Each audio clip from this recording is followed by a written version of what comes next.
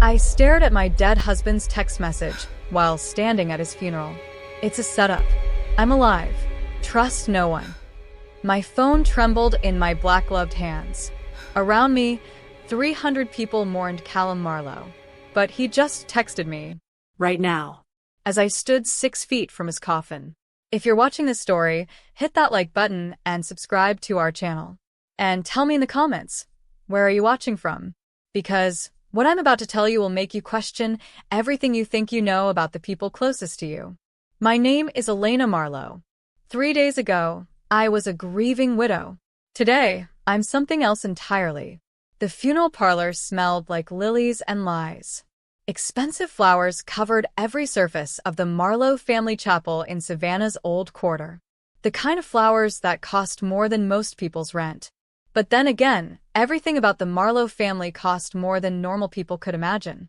I stood in the front row, wearing the black dress Vivian picked out for me. Callum's mother had opinions about everything, especially about how her son's widow should look. The dress was too tight, too formal, too much like a costume. But I wore it anyway because fighting Vivian Marlowe was like fighting a hurricane with an umbrella. Elena, dear, you must eat something. Vivian's voice cut through my thoughts like a knife through silk. She appeared beside me, all sharp angles and cold concern. At 65, she still looked like the society queen she'd always been.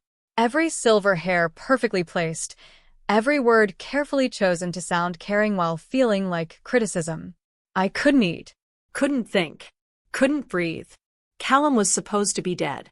Car crash on Highway 17, they said. Slammed into a tree at midnight, they said. Body burned beyond recognition, they said. But dead people don't send text messages. The chapel filled with whispers. Business partners, old college friends, distant relatives who only showed up when someone died or got married. They all wanted to touch my shoulder, squeeze my hand, tell me how sorry they were. Their words bounced off me like rain on glass. He was so young, someone whispered. Such a tragedy, said another. That poor girl, all alone now. I wasn't alone, though. I was surrounded by people who called themselves family, but felt like strangers. Callum's brother Nico stood near the back, avoiding eye contact. He'd been weird all week, jumpy and quiet. Harper, my best friend since college, stayed close to my side like a bodyguard. But none of them knew about the text. The minister started talking about Callum like he knew him. He didn't. He talked about a devoted son, a loving husband, a man who died too soon. I wanted to scream that they got it all wrong. Callum wasn't devoted to anyone but his family's business. Wasn't loving when he started staying late at the office every night. And maybe, just maybe, didn't die at all. My phone buzzed again. I looked down, heart hammering so hard I thought everyone could hear it. Meet me at our place. Midnight. Come alone. Our place. He meant the old boathouse where we used to sneak away when his family got too much. Where he proposed on a rainy Tuesday because he couldn't wait for sunshine. Where we planned our whole life together before everything fell apart. The text disappeared as I watched. Like it was never there. I looked up to find Vivian staring at me, with those ice-blue eyes that missed nothing. Everything all right, dear? Fine, I whispered. Just overwhelmed. She nodded, but her eyes stayed narrow. Vivian Marlowe didn't believe in coincidences or accidents. She believed in control. And right now, I was a variable she couldn't control. The minister finished his speech. People started filing past the coffin to pay their respects. I stayed frozen in place, staring at the polished wood that supposedly held my husband's body. But if Callum was texting me, then who was in that box? And why did everyone want me to believe he was dead? I met Callum on the worst day of my life. I was 22, crying in the university library because my mom just called to say Dad's cancer was back. Callum walked over with a box of tissues and the kindest smile I'd ever seen. He didn't ask what was wrong. Just sat beside me until I stopped crying. Bad day, he said finally. The worst. Want to tell me about it? So I did. This stranger with warm brown eyes and an expensive watch listened while I poured out everything. Dad's illness, our empty bank account, how scared I was of losing the only parent I had left. Callum didn't offer empty words or quick fixes. He just listened. When I finished, he said, "Your dad raised someone pretty amazing. He's going to fight hard to stick around." He was right. Dad beat cancer that time. And Callum never left my side through any of it. That was 8 years ago, back when I thought fairy tales were real. I grew up in a tiny apartment above my dad's auto shop. Callum grew up in a mansion with more bathrooms than our whole building had rooms. But somehow we fit. He loved how I could fix his car and wasn't impressed by his family's money. I loved how he treated everyone the same, whether they were billionaires or broke college students.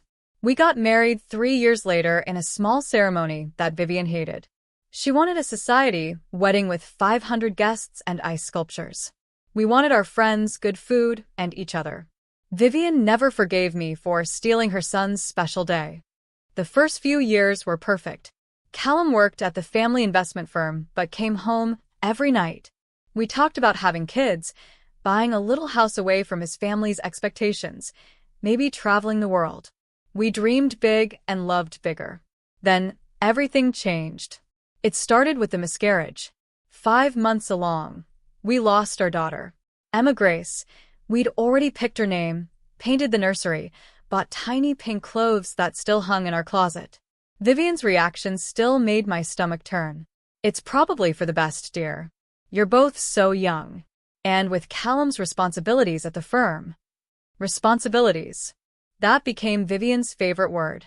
Callum had responsibilities to the family business. Responsibilities to carry on the Marlowe name. Responsibilities that didn't include grieving with his wife. "She needs time," Callum told his mother after I locked myself in our bedroom for a week. "She needs to move on," Vivian replied. "The family can't afford weakness right now." Weakness. That's what my grief was to her. Weakness. Callum started staying late at the office. Board meetings, he said. Important deals. Family business that I wouldn't understand. When he came home, he was tired, distracted, different. The man who once sat with me while I cried became someone who barely looked up from his phone during dinner. "We're trying to prevent a hostile takeover," he explained one night when I asked why he'd missed our anniversary dinner. "Some company called Phoenix Holdings is buying up shares. If we don't fight back, we lose everything." I wanted to say that we'd already lost everything that mattered. But Callum was drowning in his family's expectations, and I was drowning in my own grief. We stopped talking about our dreams and started moving through our days like strangers sharing a house. The whispers started around that time. Servants mentioned emergencies and late-night calls. Vivian held hushed conversations that stopped when I walked into rooms. Nico started avoiding family dinners, claiming he was busy with work. Something was happening. Something big. But nobody told me what. The night Callum died, he'd been at another emergency board meeting. He kissed my forehead around 10, said he'd be back late, told me not to wait up. Normal Tuesday night routine. Except this time, he never came home. The call came at 2 in the morning. "Police officer, very sorry, car accident on Highway 17. Vehicle caught fire. Did I have someone who could come be with me?" I called Harper. She arrived in 15 minutes, still in pajamas, holding me while I shattered into pieces for the second time in my life. But here's what nobody told me until later. Callum's car was found going the opposite direction from our house. He was driving away from home, not toward it. And there was no board meeting that night. The Marlowe family offices were locked up tight by 9 p.m. So, where was my husband going at midnight? And why did everyone lie about where he was supposed to be? Now, standing in this chapel surrounded by his family's flowers and fake tears, I was starting to understand. Callum wasn't the victim of some random accident. And if his text was real, he wasn't a victim at all. The funeral ended with more lies than tears. People filed past me offering condolences that felt rehearsed. "So sorry for your loss. He was a good man. If you need anything, don't hesitate to call." But their eyes said different things. Some looked guilty. Others looked relieved. A few looked scared. Harper stayed glued to my side, playing the perfect supportive best friend. But I caught her watching Vivian more than she watched me. And when Detective Keene approached us near the chapel doors, Harper's whole body went tense. "Mrs. Marlowe, I'm sorry to bother you today. Detective Keene was younger than I expected, maybe 35, with kind eyes that didn't match his serious voice. I know this is difficult, but I have a few follow-up questions about your husband's accident. Vivian appeared instantly, like she'd been waiting nearby. Detective, surely this can wait. Elena has been through enough today. Of course. But sometimes details come back to people after the initial shock wears off. Mrs. Marlowe, did your husband mention any concerns lately? Anyone who might have wished him harm? The question hung in the air like smoke. Wished him harm? Nobody said anything about harm before. The police report called it an accident. Single car crash, driver error, case closed. I don't understand, I said. I thought you said it was an accident. Detective Keene glanced at Vivian, then back to me. We're just being thorough. Your husband was involved in some complex business dealings. Sometimes that creates complications. What kind of complications? Elena, dear, you don't need to worry about business matters. Vivian's voice carried that familiar edge of authority. Callum handled all of that. Your job now is to grieve and heal. My job. Like being a widow was employment. Detective Keene handed me his card. Call me if anything comes to mind. Anything at all. After he left, Vivian pulled me aside. That man has been asking too many questions. The police should focus on facts, not conspiracy theories. Callum died in a car accident. End of story. But it wasn't the end. It was just the beginning. Back at the Marlowe mansion, I escaped to Callum's study while the reception continued downstairs. The room still smelled like his cologne and old books. His desk was exactly how he left it, papers stacked neatly, fountain pen placed just so, family photo turned toward his chair. Except one thing was wrong. The photo wasn't the one that belonged there. This picture showed Callum with his parents and Nico at some charity event. But Callum always kept our wedding photo on his desk. I'd seen it there just last week when I brought him coffee. Someone had changed it. I started opening desk drawers, looking for anything that might explain the text messages. Most were locked, but the bottom drawer slid open. Inside, I found a folder marked Phoenix Holdings in Callum's handwriting. Phoenix Holdings. The company trying to take over the Marlowe business.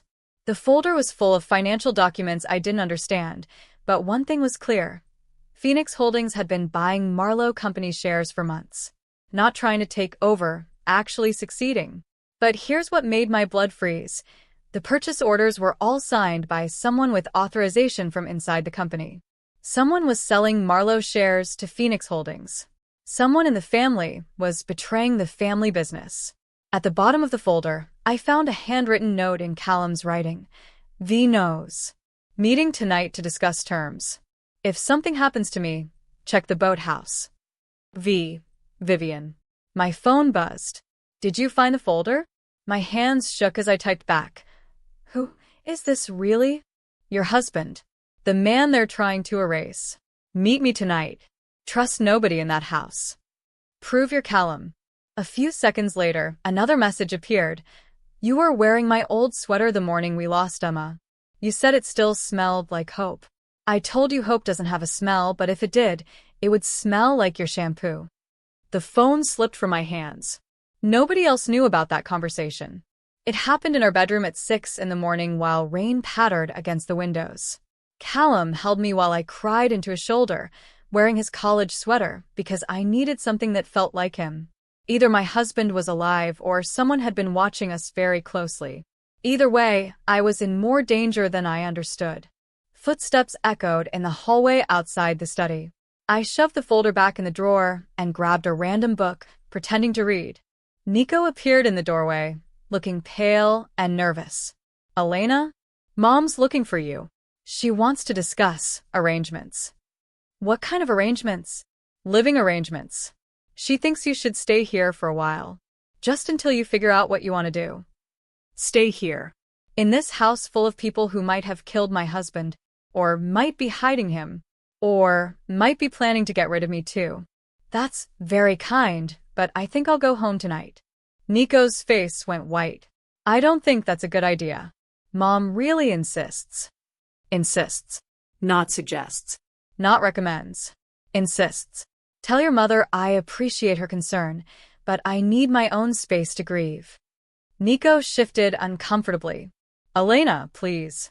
Just stay tonight. For safety. Safety from what? He opened his mouth, then closed it. Opened it again. Just stay. Please. But I was done with pleases and insists and arrangements made by people who thought I was too weak or stupid to make my own decisions. If Callum was alive, I was going to find him. If he was dead, I was going to find out who killed him. And if anyone in this house tried to stop me, they were going to learn that the quiet girl from the auto shop was a lot stronger than they thought.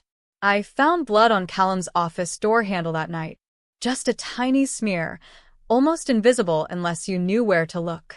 But I knew where to look because I'd been looking everywhere for answers since that text message turned my world upside down. If you're still with me on this crazy journey, smash that like button and tell me in the comments, have you ever discovered something that made you question everything you thought you knew?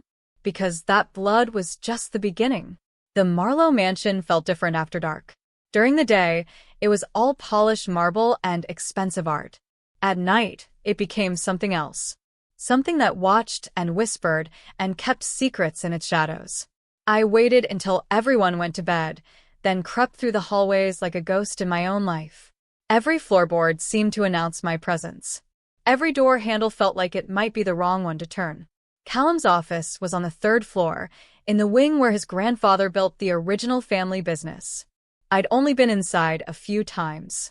Vivian always said it was for family business only, and somehow, even after 8 years of marriage, I still didn't qualify as family.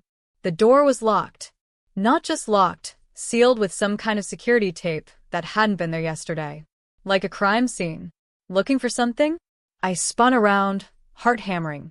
Nico stood at the end of the hallway, wearing pajamas and guilt in equal measure. I wanted to feel close to him, I said, which wasn't entirely a lie. Nico's face softened. I moved my stuff into his old bedroom. Mom thought it would be better than leaving it empty. Hope that's okay. His old bedroom. The room where Callum grew up, where we used to hide when his parents threw their famous dinner parties. Where he first told me he loved me. You moved in already? Just temporarily. Until we figure out the estate stuff. Nico wouldn't meet my eyes. Mom says there's a lot of legal complications. Might take months to sort out. Months. They were planning to keep me here for months, in this house that felt more like a prison every hour. I should get some sleep, I said. But I didn't sleep. I sat by my bedroom window, watching the shadows move across the gardens, wondering if one of them might be Callum. Wondering if I was losing my mind or finally seeing clearly for the first time in years. Around 3 a.m, I heard footsteps in the hallway. Then whispering. Then the soft click of a door closing. Harper appeared at my window 20 minutes later, climbing the old oak tree like we used to do in college when we broke curfew. Some skills you never forget. What are you doing here? I whispered as she tumbled through the window. Saving your life, hopefully. Harper pulled a small device from her pocket. I copied everything from Callum's computer before they locked it down. Hard drives, email accounts, bank records. Everything. How did you get past the locks? Harper grinned. You forget I dated that computer science major for 2 years. Learned a few things. We huddled over her laptop, scrolling through files that painted a picture I didn't want to see. Financial records showing money moving in directions that made no sense. Email threads with people I'd never heard of. And buried deep in a folder marked insurance, a life insurance policy that had been cashed out 3 weeks before Callum died. 3 weeks. He'd been planning this for 3 weeks. Elena, there's something else. Harper's voice was barely a whisper. Look at this.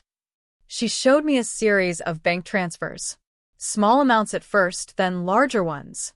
All going to an account registered to something called Phoenix Holdings. Phoenix Holdings.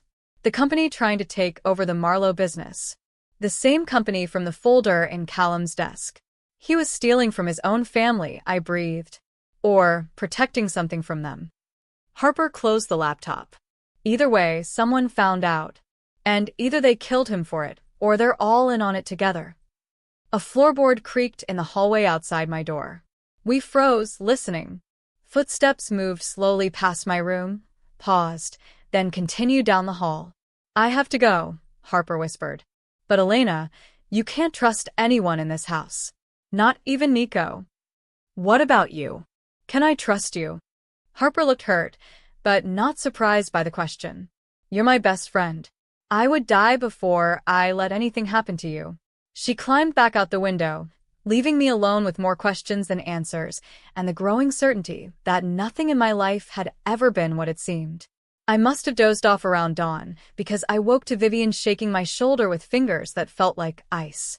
"Elena, dear, we need to talk." She was already dressed in one of her perfect suits, hair styled, makeup flawless. Like she'd been awake for hours, planning whatever conversation was about to happen. "It's about last night," she continued. "Nico mentioned you were wandering the halls. I'm concerned you might be having some sort of episode. Episode. Like grief was a mental illness. I couldn't sleep. Of course not. Losing a spouse is traumatic. Sometimes trauma makes people see things that aren't there, believe things that aren't true." Her voice was gentle, but her eyes were sharp.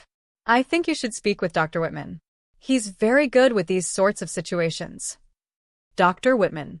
The family doctor who'd sedated me after the miscarriage. Who'd prescribed pills that made everything fuzzy and far away. "I don't need a doctor." "Elena." Vivian sat on the edge of my bed like a concerned mother-in-law. "Yesterday, you seemed convinced that Callum was somehow still alive.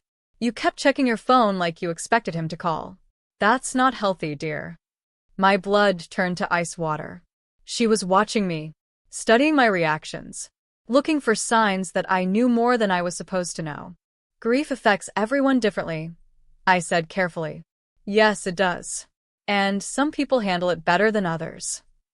Vivian's smile never reached her eyes. "Some people are built for the challenges life throws at them. Others, well, others need more support." Built for challenges. It was the same phrase she'd used at the hospital after I lost Emma. Standing outside my room, talking to Callum like I couldn't hear through the door. "She's not built for this family, Callum. The pressure, the responsibilities, the public scrutiny.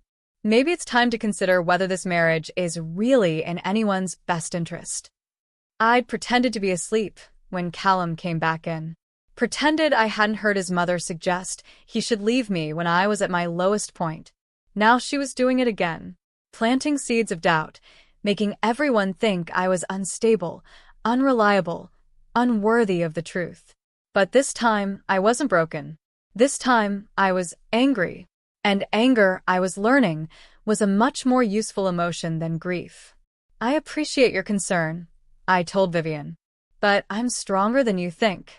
Something flickered across her face. Surprise, maybe. Or annoyance. "Of course you are, dear. But even strong people need help sometimes." She left me with that threat disguised as kindness. And I sat there, finally understanding what I was up against. This wasn't just about Callum being alive or dead. This was about a family that had never wanted me and was now trying to erase me entirely. But they'd made one crucial mistake. They'd underestimated the quiet girl from the auto shop who learned how to fix broken things by taking them apart piece by piece. And the Marlowe family was about to discover just how broken they really were. I found the smoking gun in Harper's apartment at 2 a.m. We were going through Callum's financial records when Harper suddenly went pale and pointed at her screen. "Elena, look at this date." The life insurance payout wasn't processed after Callum died. It was processed 3 days before the accident. Before you think I'm crazy, hit that subscribe button and tell me, would you dig deeper if your dead husband's insurance money was moving around before he was even dead? Because what we found next changed everything.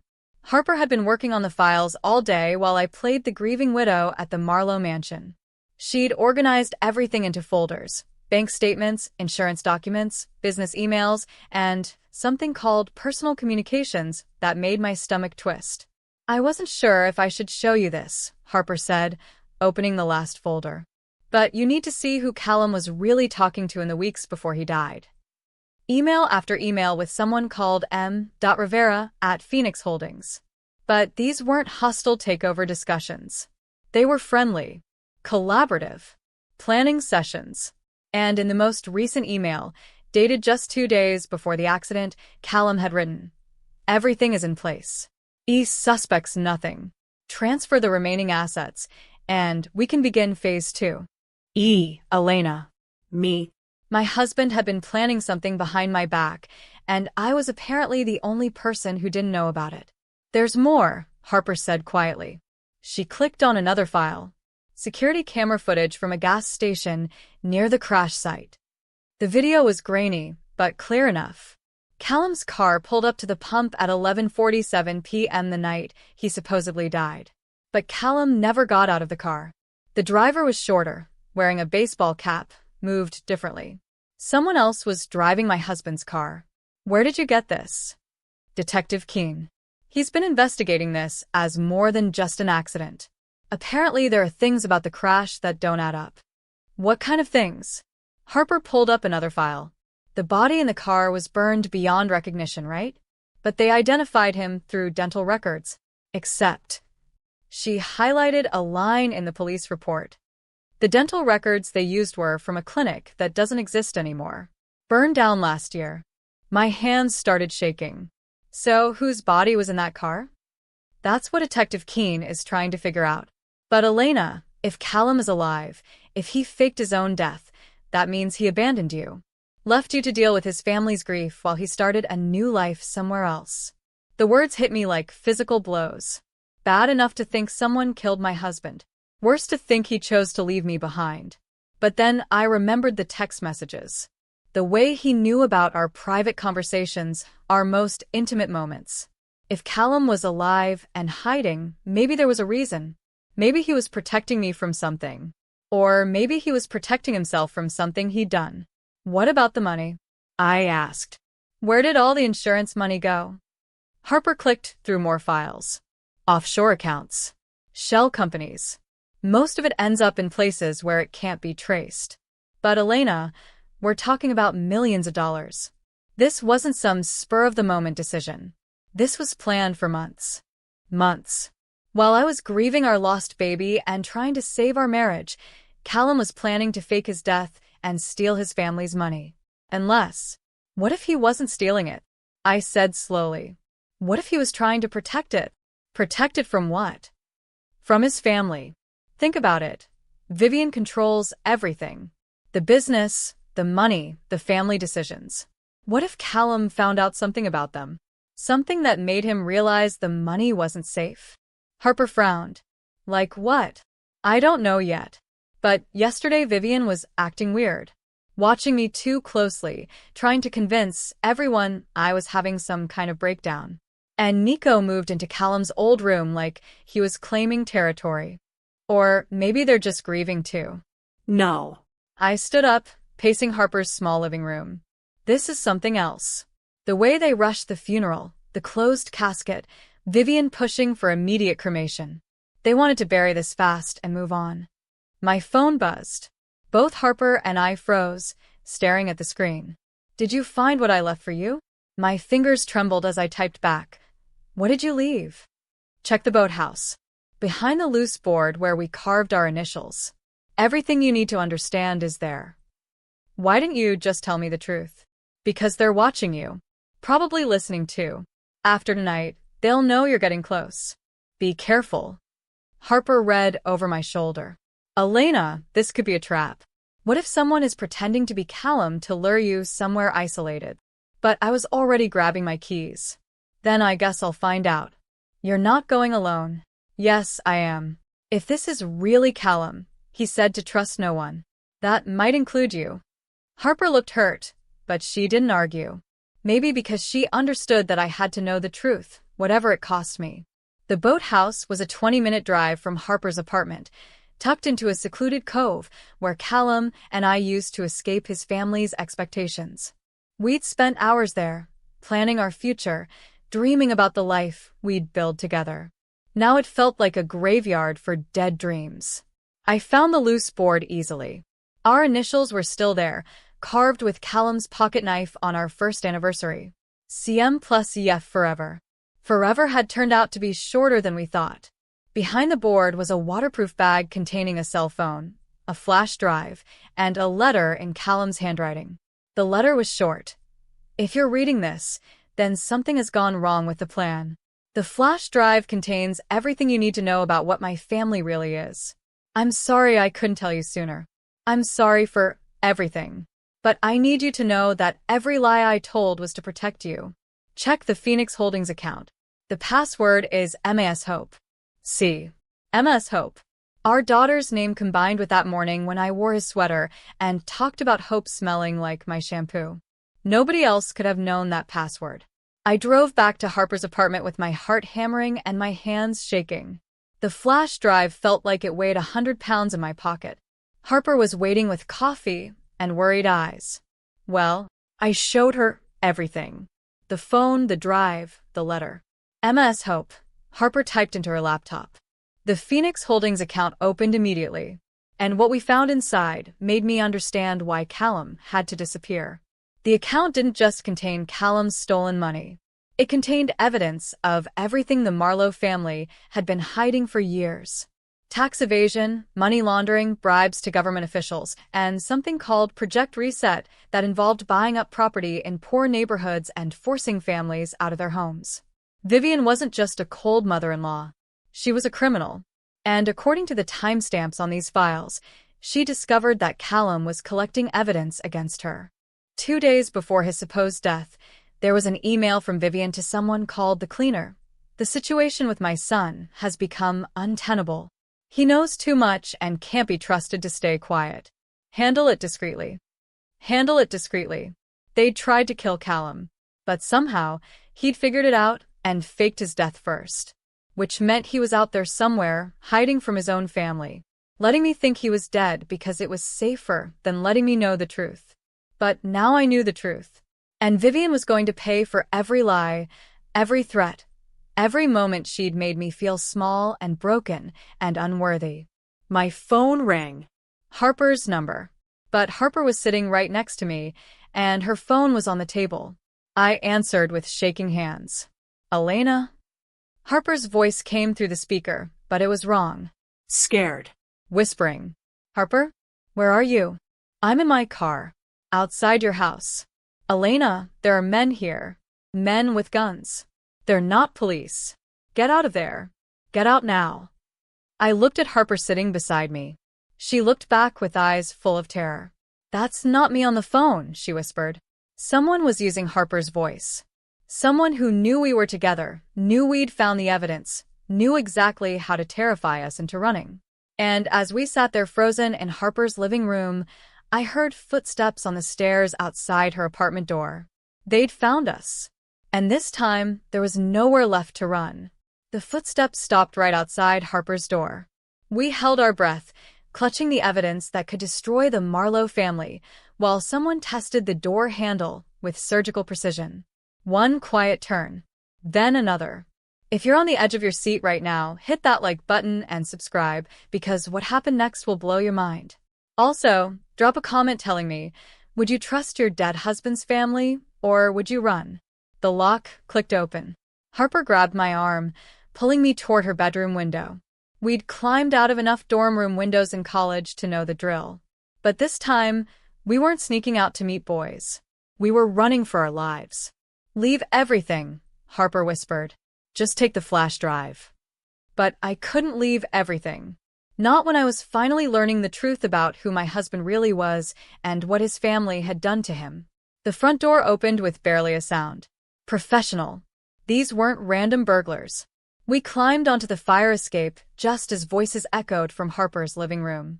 Male voices, calm and businesslike, discussing how to clean up this mess and secure the materials. Materials. They meant the evidence. They meant us. Harper's apartment was on the 3rd floor of an old building downtown. The fire escape led to an alley that smelled like garbage and broken dreams. We climbed down as quietly as possible, but every step seemed to echo like gunshots in the night air. Where can we go? I whispered. Nowhere they won't find us eventually. Elena, these people killed someone and put his body in your husband's car. They faked dental records. They have resources we can't even imagine. Then what do? We stop running and start fighting back. But first, we had to survive the next few hours. We made it to Harper's car without getting shot, which felt like a small miracle. As we drove through empty streets, I tried to process everything we'd learned. Callum was alive. His family had tried to kill him. And now they were trying to clean up any evidence that could expose their crimes. Including us. There's something else, I said, staring at the flash drive. If Vivian discovered that Callum was collecting evidence against her, why didn't she just confront him? Why try to kill him? Because confronting him would mean admitting she's been committing crimes for years. Easier to make him disappear and claim he died in an accident. But the body in the car. Whose body was it? Harper's face went pale in the dashboard light. Elena, what if it wasn't random? What if they killed someone specifically to use as Callum's body double? The thought made me sick. Some innocent person had died just to help the Marlowe family cover up their crimes. We ended up at a 24-hour diner on the outskirts of town, sitting in a booth by the window where we could see anyone approaching. The coffee tasted like motor oil, but it was hot and caffeinated and helped me think clearly for the first time in days. We need to contact Detective Keene, Harper said. What if he's working with them? What if that's how they found us so fast? Then we're screwed anyway. Elena, we can't do this alone. She was right. But trusting anyone felt impossible when the people closest to me had been lying for months. My phone buzzed with another text from Callum's number. Are you safe? I typed back. For now. Where are you? Can't tell you yet. Too dangerous. But I need you to do something for me. What?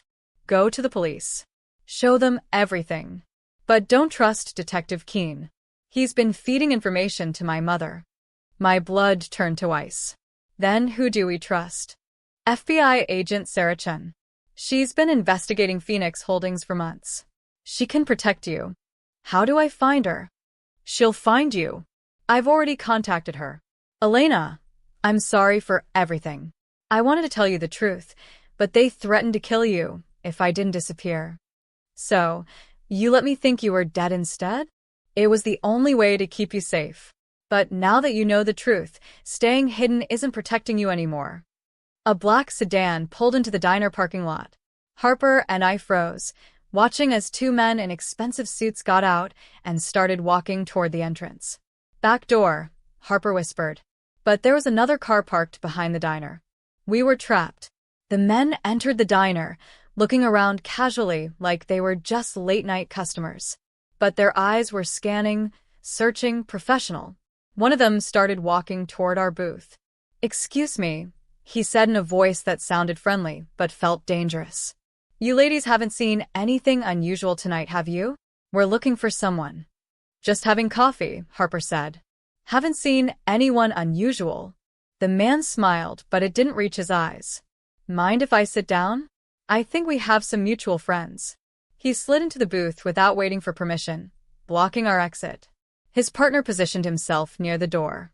Now, the man said quietly, let's talk about what you found in Mrs. Marlowe's son's files. Mrs. Marlowe. Not Vivian. Not his boss. Mrs. Marlowe. These men worked for Callum's mother. I don't know what you're talking about, I said. Of course you do. You've been very busy tonight. Breaking into offices, copying files, visiting boathouses. Very thorough investigation. They'd been watching us all along, following our every move while we thought we were being clever. The thing is, the man continued, Mrs. Marlowe is a reasonable woman. She understands that grief can make people do irrational things. She's willing to forget tonight ever happened, if you're willing to return what doesn't belong to you. And if we're not willing? His smile disappeared entirely.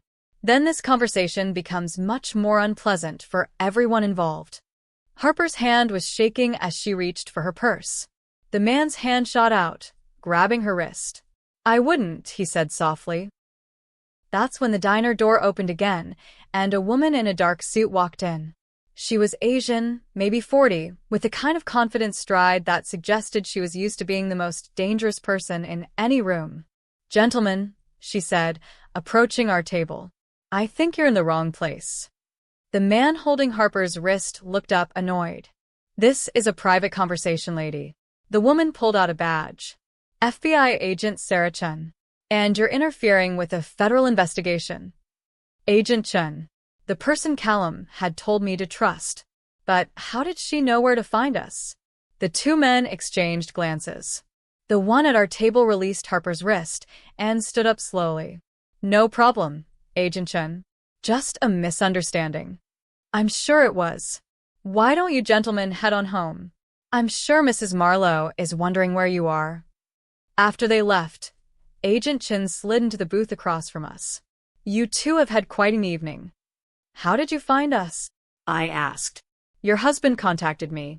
He's been working with the FBI for months, gathering evidence against his family's criminal organization.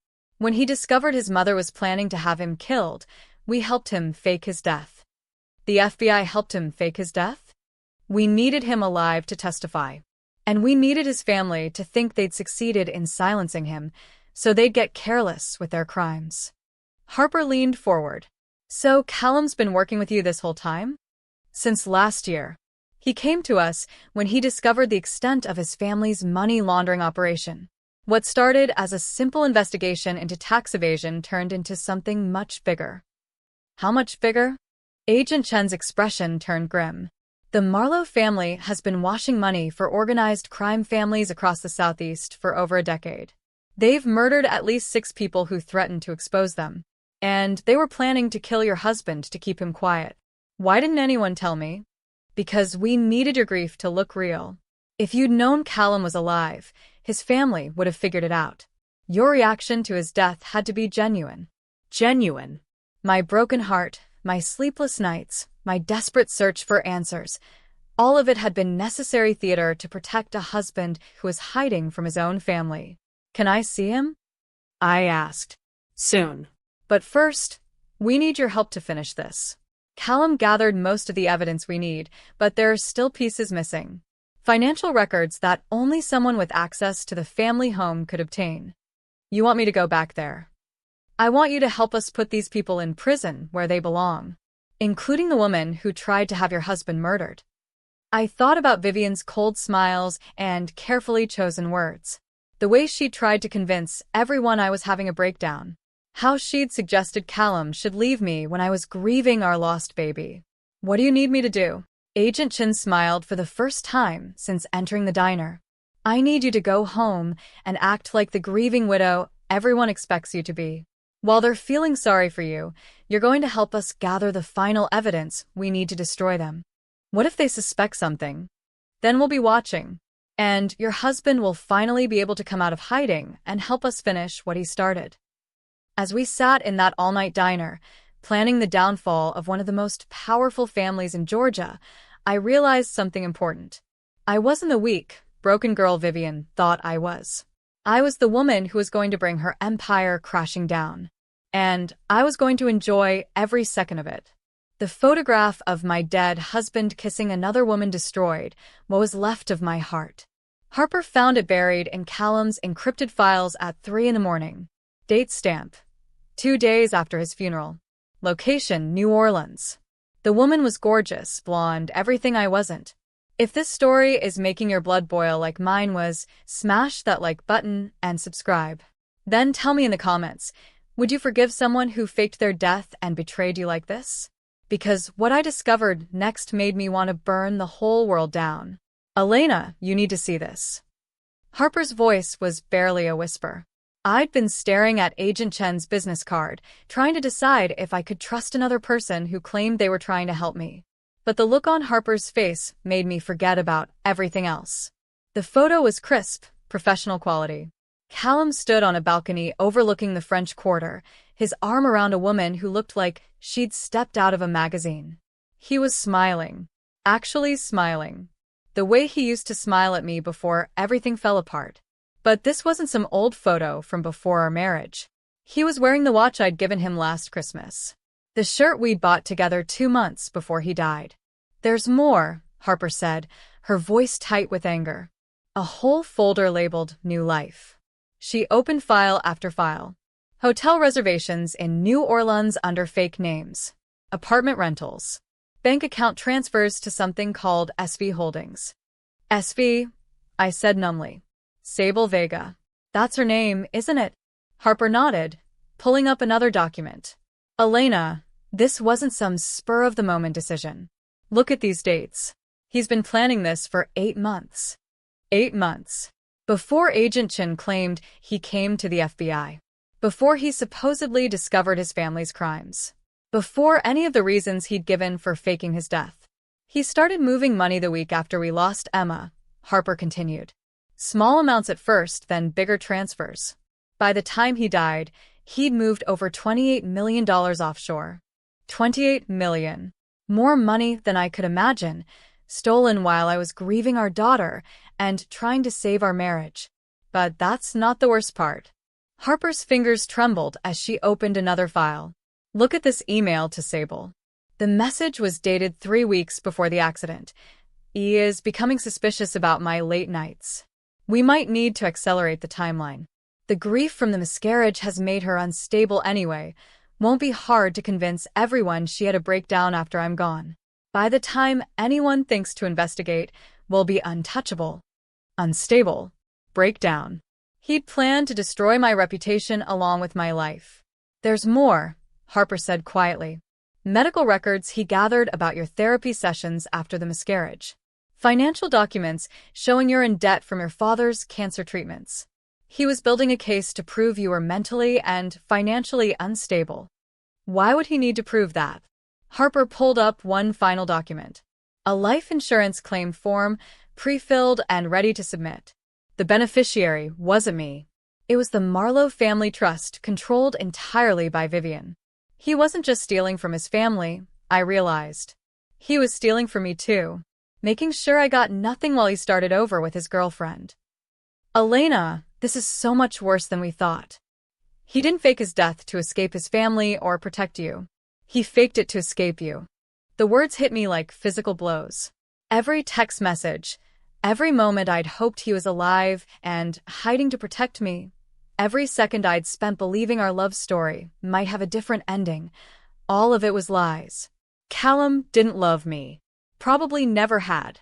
I was just the inconvenient wife he needed to dispose of before starting his real life. But wait, Harper said, frowning at her screen. If Agent Chin was telling the truth about Callum working with the FBI, why would he be planning to run away with stolen money? Maybe Agent Chin was lying too. Or maybe. Harper's face went pale. Elena, what if Callum was never supposed to stay dead? What if the plan was for him to come back after you'd been declared mentally unstable and had his death reversed on a technicality? That's insane. Is it? Think about it. If you're declared incompetent due to grief-induced mental illness, who takes control of your affairs? Who becomes responsible for managing any inheritance you might receive? The room started spinning. His family. Exactly. They get you declared unfit, take control of your assets, then Callum miraculously survives his accident and returns to claim everything. You get nothing. He gets everything, plus the sympathy for surviving a traumatic experience. But that would mean Vivian was never his enemy. She was his partner. My phone buzzed with a text from Callum's number. Are you ready to see me? I miss you so much. I stared at the message, then at the photos of him kissing another woman in New Orleans. The rage that built inside me was unlike anything I'd ever felt. It was clean and cold and powerful. Text him back, Harper said. Play along. Let him think you still believe his lies. I typed with shaking fingers. I miss you too. When can we be together? Soon, my love. Just a few more days. I need you to trust me a little longer. My love. He was calling me his love while planning to steal everything I had and leave me with nothing. Harper, I need you to do something for me. Anything. I need you to find out everything you can about Sable Vega. Where she came from, how she met Callum, what her role is in all this. What are you going to do? I looked at the photograph again. My husband's smile. His arm around another woman. The life he'd chosen over the one we'd built together. I'm going to give them exactly what they want, I said. They want me to be unstable? Fine. They want me to break down? Perfect. They want to control me. I stood up, feeling something shift inside me. Something hard and determined and completely done with being the victim in other people's games. They're about to find out that broken people are the most dangerous people of all. But first, I needed to understand exactly how deep this betrayal went. Because if Vivian and Callum were working together, if this whole thing was designed to destroy me from the beginning, then I needed to know who else was involved. I needed to know who I could trust and who was planning to stab me in the back. And then I was going to make them all pay for every lie, every manipulation, every moment they'd made me feel small and worthless and broken. Starting with the husband who'd betrayed me in the worst possible way. My phone buzzed again. I can't wait to hold you again. I smiled for the first time in weeks. It wasn't a happy smile. Neither can I typed back. But when I saw Callum again, he was going to get a very different reunion than the one he was expecting. I found Vivian burning photographs in the fireplace at midnight. Family photos, wedding pictures, anything with my face in it. She was erasing me from their history one flame at a time, thinking I was asleep upstairs like a good, broken widow. Keep watching to see how I turn the tables on this toxic family, and don't forget to hit that subscribe button. The revenge I'm about to unleash will shock you. I stood in the doorway of the grand living room, watching my mother-in-law feed memories to the fire. Her movements were methodical, efficient. She'd done this before. Couldn't sleep either? I said softly. Vivian didn't even flinch. Just tossed another photo into the flames. Elena, dear. I thought you were resting. Hard to rest when there's so much noise downstairs. She smiled that cold smile I'd learned to hate. Just cleaning up. No point keeping things that only cause pain. I walked closer, recognizing the photos she was destroying. Our engagement party. Christmas mornings. The baby shower we'd planned for Emma before everything went wrong. Those are my memories too, I said. Were your memories? Past tense. Vivian added another photo to the fire. This one showed Callum and me dancing at our wedding. It's time to move forward, don't you think? Move forward to what? To acceptance. To understanding your place in things. My place in things. Like I was a chess piece she could move around the board. What if I don't want to accept anything? What if I want answers?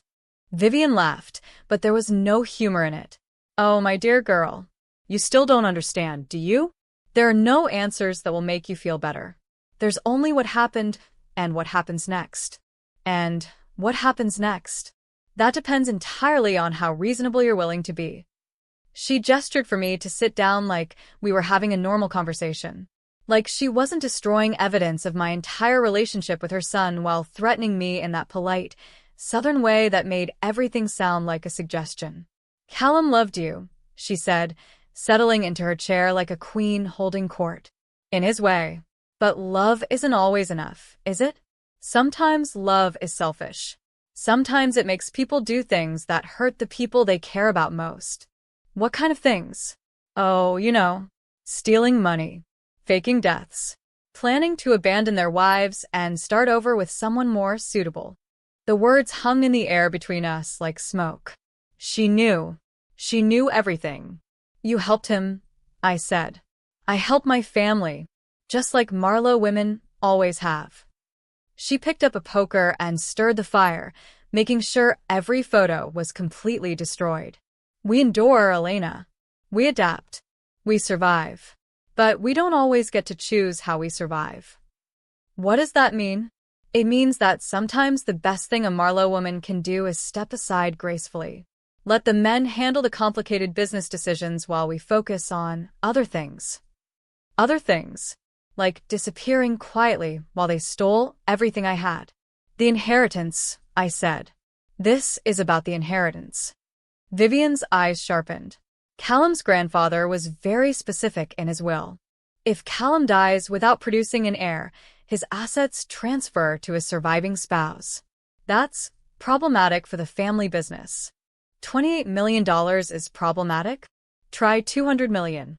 Callum only had access to a small portion of his trust fund. The real money comes from his grandfather's estate, which he was set to inherit on his 30th birthday next month. $200 million. No wonder they wanted me gone.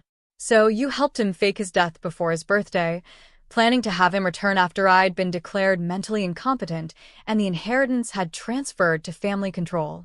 You're smarter than I gave you credit for. Vivian smiled approvingly, like I was a student who'd finally grasped a difficult concept. Though not quite smart enough to see it coming before it was too late. It's not too late. I could expose everything. The fake death, the stolen money, all of it. With what proof? Callum's files were wiped clean after his funeral. The security cameras at the crash site mysteriously malfunctioned. Even Detective Keene's reports show nothing but a tragic accident and a grieving widow whose behavior became increasingly erratic. Detective Keene. He was working with them. You own the police. I don't own anything, dear. I simply understand that people have mortgages and children's college funds and retirement dreams. Detective Keene has twins starting at Yale next year. Very expensive. Good thing he received that generous anonymous donation to his daughter's education fund. She'd bought his silence, his cooperation, his willingness to make me look crazy in official reports. What about Agent Chen? Vivian's smile faltered slightly. Agent Chen is an unexpected complication. But complications can be managed. You're going to kill a federal agent? I'm not going to kill anyone, Elena. That's so dramatic. So unstable. She stood up, smoothing her silk nightgown. Agent Chen will simply discover that her star witness was lying about everything. That Callum Marlowe really did die in a car accident, and his mentally fragile widow has been suffering delusions about FBI conspiracies and fake deaths. No one will believe that. Everyone will believe it. Because by the time Agent Chen realizes what's happening, you'll be safely tucked away in a private facility where you can get the help you so desperately need. A private facility. A mental hospital where no one would listen to anything I said. You can't just have me committed. Can't I? You've been displaying increasingly erratic behavior since Callum's death. Insisting he's still alive, breaking into offices, making wild accusations about family members. Poor thing. The grief has clearly affected your grip on reality. She'd been building a case against me all along. Every conversation, every interaction, every moment she'd suggested I was having a breakdown, it was all preparation for this. Nico knows the truth, I said desperately. Nico knows what's best for the family. He's been very concerned about your mental state lately. In fact, he's the one who suggested we get you professional help. My brother-in-law. The man who'd moved into Callum's old room like he was claiming his territory. He was part of it too. How long have you been planning this? Since the day you married my son. Did you really think I'd let some garage mechanic's daughter inherit $200 million? You were always temporary, Elena. We just let you believe otherwise because it was easier than dealing with Callum's teenage rebellion. Teenage rebellion. She thought our entire marriage was just Callum acting out against his family. But then Emma happened, she continued. And suddenly Callum was talking about having a real family with you. About leaving the business, taking his inheritance, starting over somewhere else. That's when we knew you had to go. You caused the miscarriage. I didn't cause anything. But I certainly didn't try to prevent it when I learned about certain medications you'd been prescribed. Stress is so bad for pregnant women, you know. All those arguments about family obligations, all that pressure about fitting into society expectations. Sometimes these things just happen. The room started spinning. She'd orchestrated everything. My pregnancy problems, the stress that led to the miscarriage, the guilt and grief that followed. All of it designed to break me down and drive a wedge between Callum and me. You're a monster. I'm a mother protecting her family's legacy. And you, dear girl, are a problem that's about to be solved. She walked toward the door, then paused. Oh, and Elena? When Callum returns from his miraculous survival story next week, he won't be coming back to you. He'll be coming back to his new wife. Sable Vega is pregnant, you see, with the Marlowe heir you failed to provide. The words hit me like ice water. Not only had Callum betrayed me with another woman, he'd gotten her pregnant. The baby I couldn't give him, she was carrying. Sweet dreams, Vivian said, disappearing into the hallway. I stood alone in the living room, surrounded by the ashes of my burned memories and the ruins of everything I'd thought I knew about my life. But as I stared into the dying fire, I felt something new growing inside me. Not grief, not despair. Something harder and colder, and infinitely more dangerous. They thought they'd broken me. Thought they'd turned me into a victim who would go quietly to whatever prison they'd prepared. They were about to learn how wrong they were. Because I wasn't the same woman who'd stood at Callum's funeral a week ago. That woman had died in this room tonight, along with the last of my illusions about love and family and happy endings. The woman who remained was someone entirely different. Someone who had nothing left to lose and everything to gain from watching their perfect plan crumble into ashes. Just like the photographs in the fireplace. Detective Keene showed up at my door with coffee and handcuffs hidden in his jacket.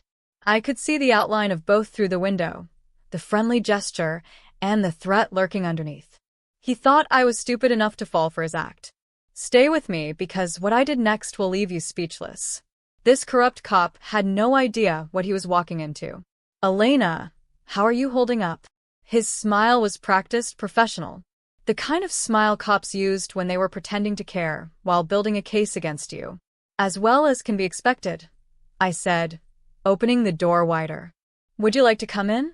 Inside, I'd set the scene perfectly. Tissues scattered around the living room, empty wine bottles on the coffee table, photos of Callum turned face down like I couldn't bear to look at them. The picture of a woman falling apart exactly the way they wanted me to. I brought you some coffee, Detective Keene said, handing me a cup from the local diner. Thought you might need the caffeine after another sleepless night. Sleepless night. He'd been watching the house, noting when lights went on and off, building his file of evidence about my deteriorating mental state. That's very thoughtful. I took a sip, tasting nothing unusual. If he was drugging me, he was being subtle about it. Elena, I have to ask, have you been having any more episodes since we last talked? Episodes. Vivian's word, filtered through her pet detective. What kind of episodes? Well, Mrs. Marlowe mentioned you've been making some unusual claims.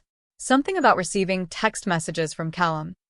I stared at him, letting my face crumble just enough to look vulnerable.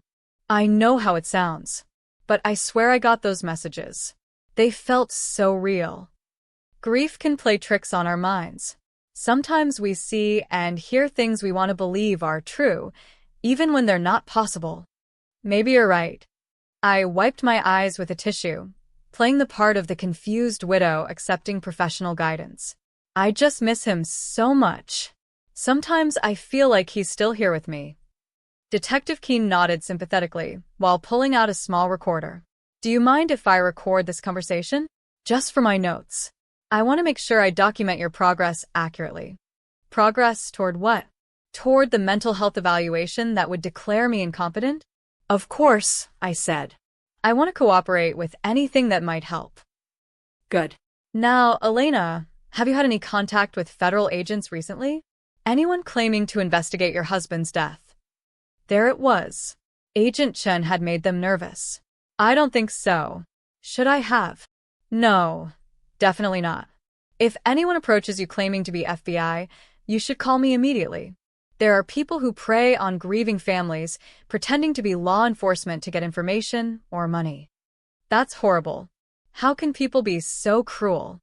Unfortunately, there are bad people in this world who take advantage of tragedy. He leaned forward, studying my face. Elena, I need to ask you something important. Have you been taking your medication regularly? Medication. I wasn't on any medication except the sleeping pills Vivian had insisted Dr. Whitman prescribe after the funeral. Most of the time. Sometimes I forget. It's important that you take them exactly as prescribed. Skipping doses can cause confusion, hallucinations, paranoid thoughts. All the symptoms you've been experiencing. Paranoid thoughts. He was laying the groundwork to dismiss anything I might say as drug-induced delusions. I'll be more careful, I promised. I'm also concerned about your friend Harper. Mrs. Marlowe mentioned she's been encouraging some of your more concerning behaviors. Maybe it would be better if you limited contact with anyone who might be feeding into your confusion right now. Isolate me from anyone who might support my version of events. Classic manipulation. Harper's just worried about me. I'm sure she means well. But sometimes well-meaning friends can make grief worse by enabling unhealthy thinking patterns. My phone buzzed with a text. Detective Keene's eyes immediately shifted to it, watching my reaction. The message was from Harper. Whatever you do, don't trust Keene. Found bank records. He got $50,000 deposited in his account the day after Callum's funeral. I kept my face neutral, but inside I was celebrating.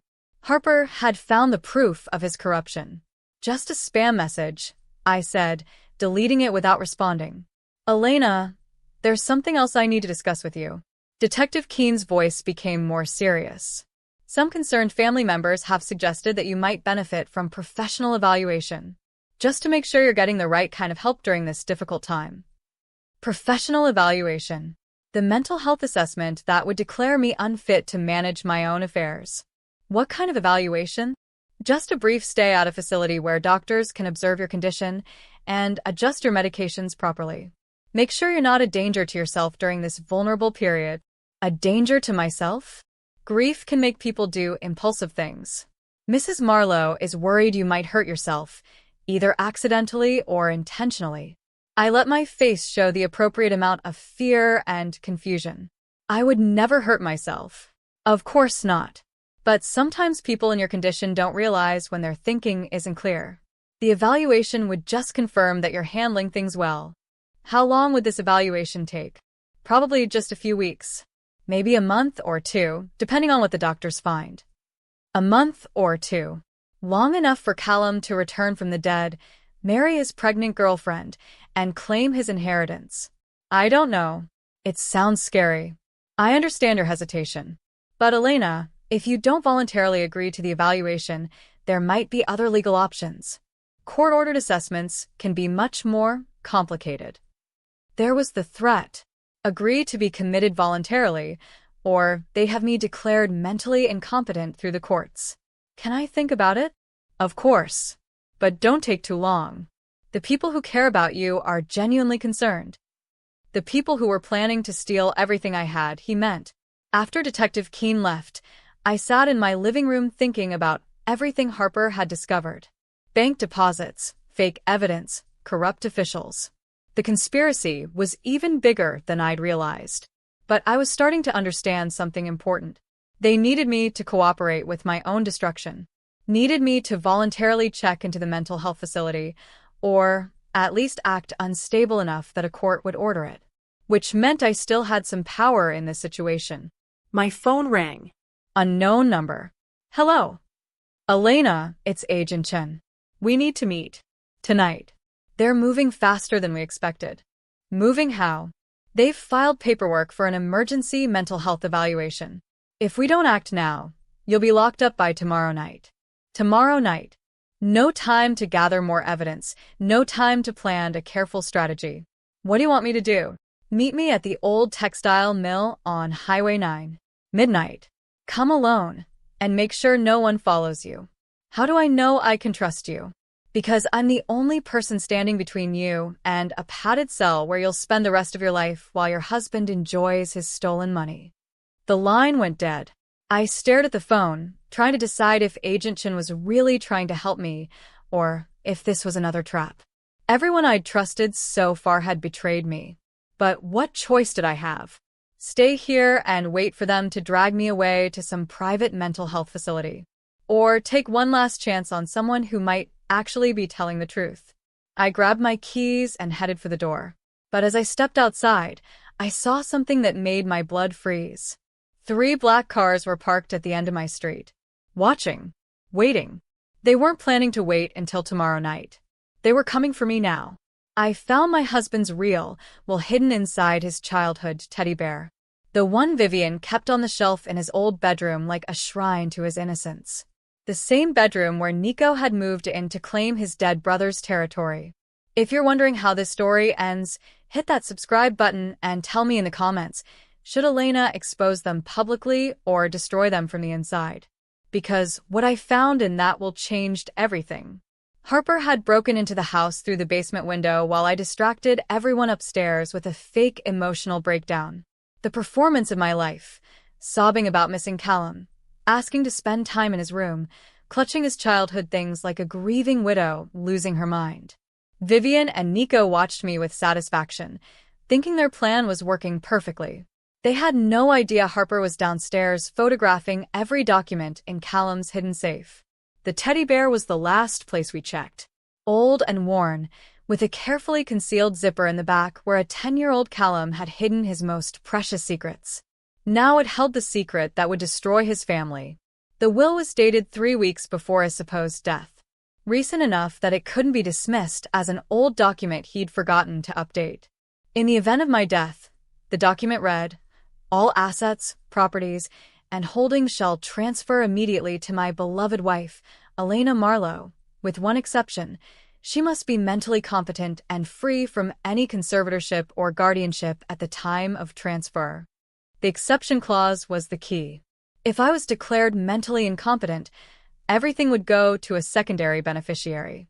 But the secondary beneficiary wasn't Vivian or Nico, or the family trust. It was a charity foundation that Callum had established in secret. A foundation dedicated to helping families who'd been displaced by corporate gentrification. Families like the ones the Marlowe Company had been forcing out of their homes.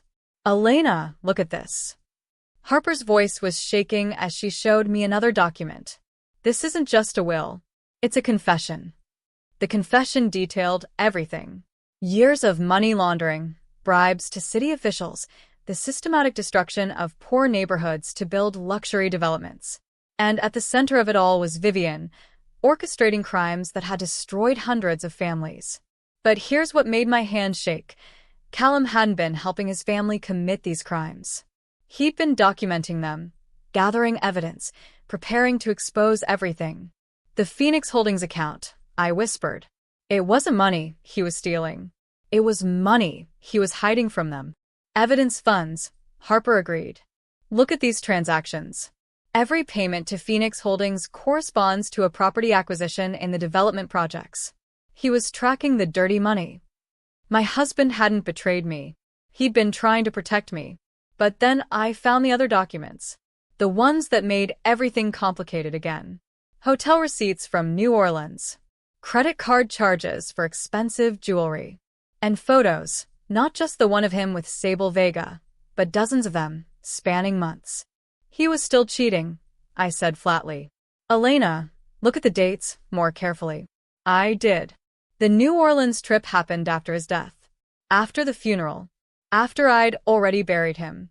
"The photos are real," Harper said quietly. "But they're not from before he died. They're from after." After. Which meant Agent Chen was telling the truth. The FBI really did help him fake his death. But not for the reasons she said. Harper pulled up another file. "Look at this email thread between Callum and someone called SC, Sarah Chen." The emails painted a different picture than the one Agent Chen had told me. Callum had approached the FBI not because his family was trying to kill him, but because he wanted witness protection in exchange for testifying against them. And part of his deal included starting a new life with Sable Vega. He was going to disappear forever, I realized. Leave me to deal with his family's revenge while he lived happily ever after with his pregnant girlfriend. But Elena, there's more. Look at this last email, sent the night before his supposed death. The email was from Agent Chen to Callum. "Deal is off. Your wife inherits everything if you're declared dead. We can't give you witness protection if it means defrauding an innocent person of hundreds of millions of dollars. Find another solution." Another solution. So Callum had found one. If he couldn't disappear into witness protection, he'd disappear on his own. Fake his death, let me inherit everything, then return as the miraculously survived husband to claim what was rightfully his. Except there was one problem with his plan. The will required me to be mentally competent to inherit. And Vivian was working overtime to have me declared insane. "He doesn't know," I said suddenly. "Callum doesn't know that his mother is trying to have me committed. He thinks he's going to come back to a grieving but stable wife who'll be so happy to see him alive that she'll hand over the inheritance gladly. What are you going to do?" I stared at the documents spread across Callum's childhood bed. Evidence of his family's crimes, his betrayal, his mother's conspiracy, and his plan to steal everything from me. For the first time since this nightmare began, I had all the pieces of the puzzle. And I finally understood what I had to do. I'm going to give everyone exactly what they deserve, I said. Starting with letting them think their plan is working perfectly. I pulled out my phone and typed a message to the number that had been texting me, pretending to be my loving husband. I can't take it anymore. The grief is killing me. I need to see you. Please come home. The response came immediately. Soon, my love. Just hold on a little longer. Then I sent a text to Detective Keene. You were right about the medication. I've been forgetting to take it. I think I need help. Can you arrange that evaluation we discussed? His response was even faster. Already in progress. Pick up tomorrow morning at 9 a.m. Finally, I called Vivian's private line. Elena, dear, it's rather late for phone calls. I know. I'm sorry. But I've been thinking about what you said. About acceptance. About understanding my place in things.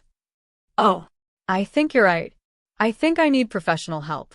And I think maybe Callum really is gone, and I've been deluding myself because I couldn't handle the truth. The satisfaction in Vivian's voice was unmistakable. That's very wise, Elena. Very mature. Will you help me get through this? I don't have anyone else. Of course, dear. Family takes care of family, even when family needs special care. After I hung up, Harper stared at me like I'd lost my mind. Elena, what are you doing? You can't actually let them commit you. I'm not going to let them commit me. I'm going to let them try to commit me. There's a difference. What difference? I smiled, feeling something cold and sharp settle into place behind my ribs. The last remnant of the woman who'd believed in love and trust and happy endings finally died, replaced by someone much more dangerous. The difference is that tomorrow morning, when they come to take me away, I'm going to have evidence of their conspiracy broadcasted to every news station in the state. How? Because while they're focused on getting me out of the way, they won't notice that I've invited some very special guests to witness my breakdown. What guests? Agent Chun, for one. She may have been playing her own game, but she's still FBI, and she'll have to act when she sees evidence of a criminal conspiracy. And journalists. Lots of them. Because tomorrow morning, the story of the grieving widow who discovered her husband faked his death to steal millions of dollars is going to be front-page news. Elena, that's incredibly dangerous. If you're wrong about any of this, then I'll end up in a mental hospital for the rest of my life while my cheating husband enjoys his stolen money. But if I'm right, if you're right, I looked around Callum's childhood bedroom, at the teddy bear that had hidden his secrets, at the family photos showing a little boy who'd grown up to be a liar and a thief. If I'm right, then tomorrow is the day the Marlowe family learns what happens when you underestimate the wrong woman. But first, I had one more call to make. I dialed Agent Chen's number. Elena, are you all right? I'm perfect. And I have something you're going to want to see. I became the perfect grieving widow while secretly planning to destroy them all. Every tear was calculated. Every trembling hand was performed. Every broken whisper was designed to make them believe I was falling apart exactly the way they wanted. If you're ready to see how a broken woman rebuilds herself into something terrifying, hit that subscribe button. This revenge story is about to get intense. The memorial dinner was my idea. Something to honor Callum's memory. I told Vivian with just the right amount of shaky vulnerability. Maybe invite his business partners, old friends. Help me find closure. Vivian's eyes lit up like Christmas morning. A public event where she could show off the mentally fragile widow who needed family guidance. Perfect for her narrative. What a lovely idea, dear. Though, are you sure you're strong enough for such an undertaking? I think Callum would want me to try. And maybe if I can get through this, it'll prove I'm getting better.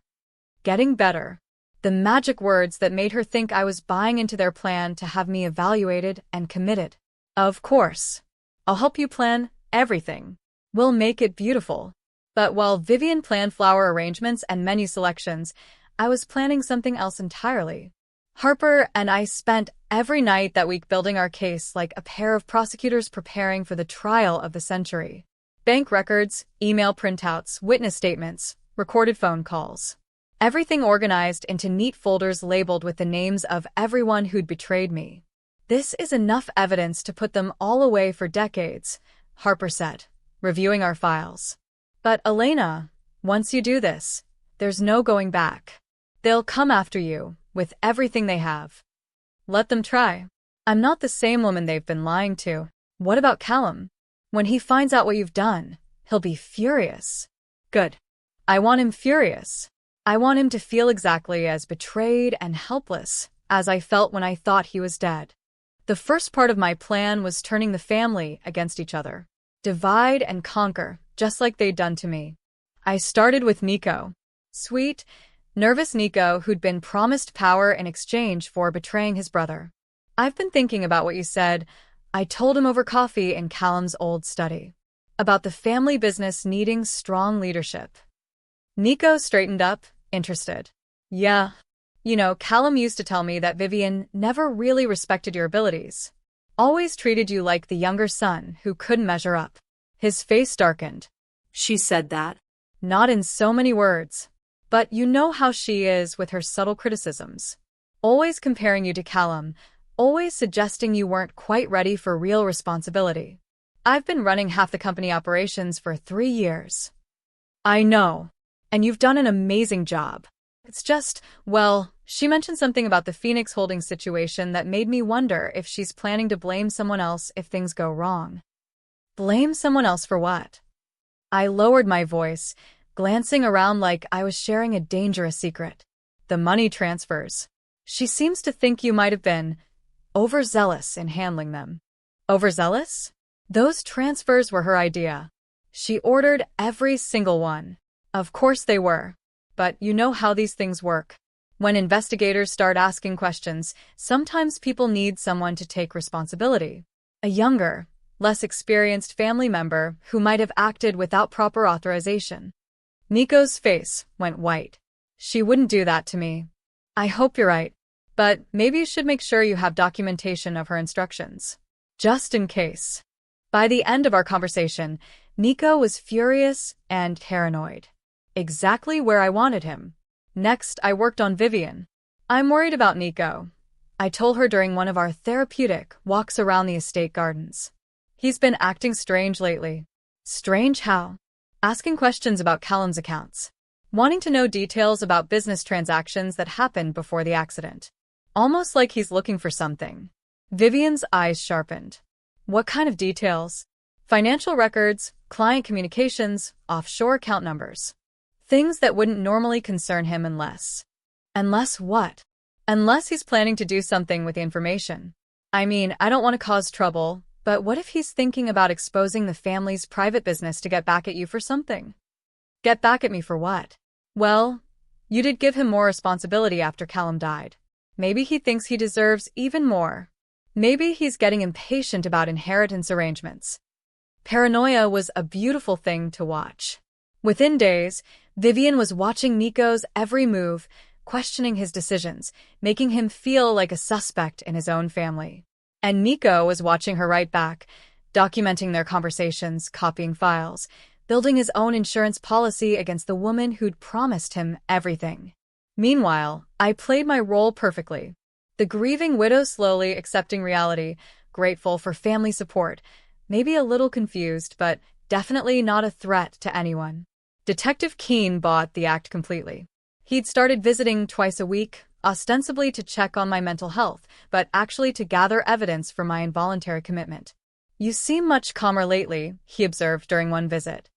The medication must be helping. I think so. And spending time with Vivian has been good for me. She's helping me understand things about Callum that I never knew before. What kind of things? Business things mostly. Apparently, he was under a lot of stress before the accident. Money problems, difficult clients, family pressures.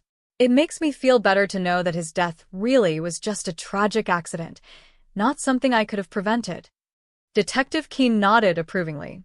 Acceptance is an important part of the healing process. Vivian says the same thing.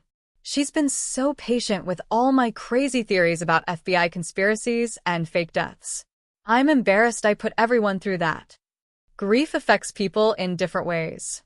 The important thing is that you're getting better. Better. Everyone kept using that word like it meant something positive. But the woman they thought was getting better was really getting stronger, smarter, and infinitely more dangerous. The memorial dinner was scheduled for Friday night.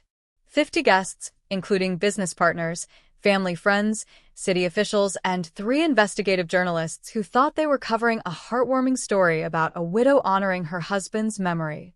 They had no idea they were about to witness the most explosive family scandal in Georgia history. On Thursday night, Harper made her final preparations. "Everything's ready," she said, showing me the press packets she'd prepared. Bank records, email printouts, audio recordings, witness statements. The moment you give the signal, this goes out to every major news outlet in the Southeast. And Agent Chen? She'll be there. Officially as a guest, unofficially as federal law enforcement ready to make arrests the moment she sees evidence of criminal conspiracy. What about the family? Vivian is planning to use the dinner to announce your voluntary commitment to a treatment facility. Nico is planning to challenge her authority and demand his share of the inheritance. Detective Keene will be there to provide official support for your mental health evaluation. Perfect. They'll all be so focused on their own schemes, they won't see mine coming until it's too late. Friday morning, I woke up feeling calm for the first time in weeks. Not the artificial calm of sleeping pills or the numb peace of grief. Real calm. The calm of someone who knew exactly what she was going to do and why she was going to do it. I put on the black dress Vivian had chosen for Callum's funeral. The one that had felt like a costume before, but now felt like armor. Tonight, the Marlowe family was going to learn what happened when they underestimated the wrong woman. And tomorrow, I was going to start building a life from the ashes of everything they'd tried to destroy. The phone call that destroyed everything came at exactly 6 p.m., 2 hours before my memorial dinner. "Elena?" Callum's voice was shaking, desperate, nothing like the confident man who'd been texting me for weeks. "Elena, something's gone wrong. Sable's missing. Someone took her. If your heart is racing right now, smash that like button and subscribe. This story is about to explode in ways you never saw coming." "Slow down," I said, standing in front of my bedroom mirror as I applied lipstick with steady hands. "Tell me what happened." "She went out this morning to buy baby clothes. Never came back. Her car was found abandoned downtown. Elena, I think my family found out where we've been hiding." "Your family?" "I've been watching the news. There are rumors flying about the company, about missing money, about corruption investigations. Someone's been leaking information to the press." Someone had been leaking information. Harper's carefully planted stories were working exactly as planned. "I'm coming home," Callum continued. "I can't let anything happen to her, or the baby." "Callum, wait. If you come back now, they'll know you've been alive this whole time. You'll lose everything. I don't care about the money anymore. I care about Sable." The irony was perfect. He was willing to sacrifice everything for the woman he loved, just like I'd been willing to sacrifice everything for him. The difference was that his love was real, and mine had been built on lies. "Where are you now?" "Driving back from New Orleans. I'll be there in 4 hours." 4 hours. Right in the middle of my memorial dinner, when every important person in the city would be gathered in one room to witness the Marlowe family's destruction. "Elena, I need you to do something for me. I need you to keep my family distracted until I get there." Can you do that? "Of course. Anything for you. I love you. I know I've made terrible mistakes, but I love you. And when this is over, I'll explain everything." I can't wait to hear it. After I hung up, I stared at my reflection in the mirror. The woman looking back at me was someone I barely recognized. Calm, cold, completely in control. Tonight, Callum would return expecting to find his grieving wife and his missing girlfriend. Instead, he'd find his entire family under arrest and his crimes exposed to the world. Poetic justice had never felt so satisfying. I arrived at the Marlowe estate at 7:30, just as the first guests were pulling into the circular driveway. Expensive cars, important people, all dressed in black for what they thought was a somber memorial dinner. Vivian greeted me at the door with her perfect hostess smile. "Elena, dear, you look lovely, though perhaps a bit pale. Are you feeling all right?" "Just nervous. This is a big step for me." "Of course it is. But remember, you have family support. Dr. Whitman is here tonight, along with Detective Keene. They're both very concerned about your well-being." Dr. Whitman, the family doctor who'd helped them drug me into compliance before. Detective Keene, the corrupt cop who'd been building a case for my mental incompetence. And scattered throughout the crowd, 3 investigative journalists who thought they were covering a memorial dinner. Agent Chen arrived at 8 o'clock, dressed like any other guest, but with eyes that missed nothing. She nodded slightly when she saw me, confirming that she was ready to act when the time came.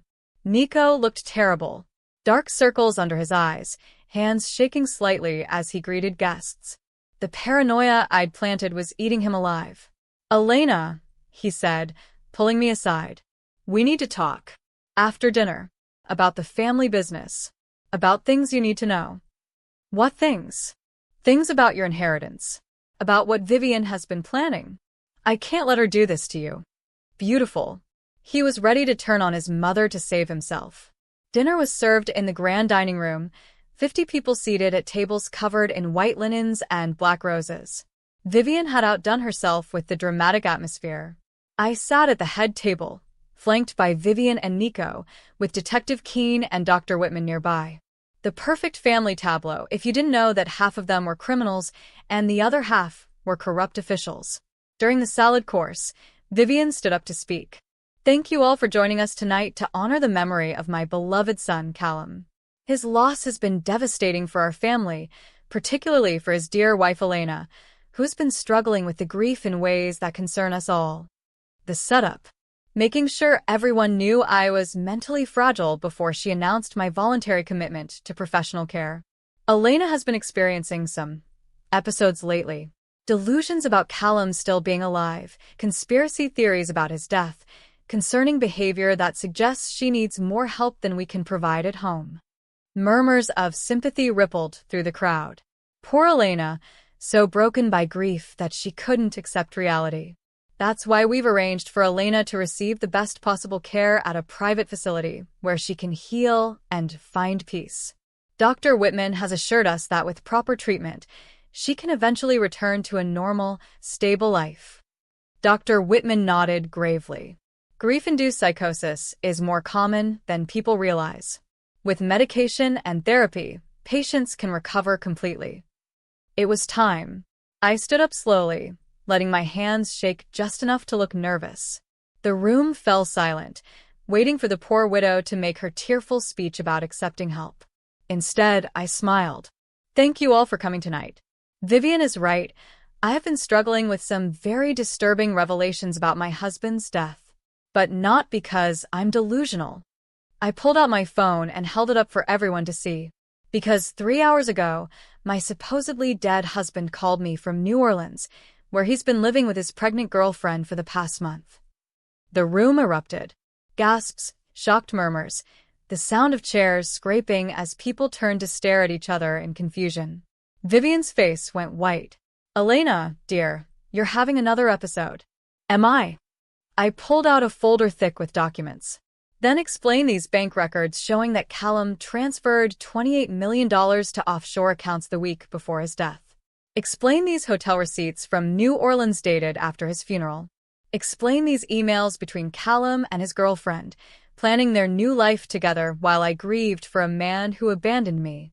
Agent Chen was already moving, positioning herself near the exits. The journalists were pulling out phones and cameras, sensing the story of their careers. "Elena, stop this immediately," Vivian hissed. "You're embarrassing yourself." No, Vivian. "I'm exposing myself." And you. "And everyone else who thought I was too stupid or too broken to figure out what you've been doing." I turned to address the entire room, my voice carrying clearly through the shocked silence. "Ladies and gentlemen, you haven't come to a memorial dinner. You've come to witness the public execution of one of the most corrupt families in Georgia." Detective Keene was trying to stand up, probably to arrest me for causing a disturbance. But Agent Chen was faster. Detective Keen, you're under arrest for conspiracy, fraud, and accepting bribes. You have the right to remain silent.